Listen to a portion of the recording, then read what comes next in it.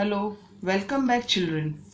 Let us discuss about issues of equality in other democracies. We all must be wondering that India is only one country who is facing this inequality problem. But truth is that in many democratic countries around the world, this issue of equality continues, around which many communities struggle. Here example of United States of America is given, where a huge differences between white and black were seen. Example of Rosa Parker, an African American who refused to give her seat on a bus to white men. Her refusal turned to a big moment which changed history of USA.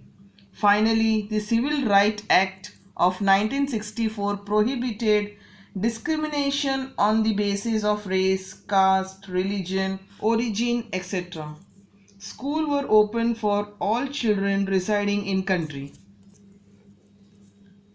But now, when we look at the challenges of democracy, it depends on what stage of development the country is. Even though democracy has been accepted as the best form of government in the world, yet every country has its own problems, whether related with customs, communalism, casteism, antisocial elements, corruption, economic problems, social inequalities, etc. etc. Challenges depend on what stage of social development the country is. Resolutions to these trials also depend on a country's exclusive situation.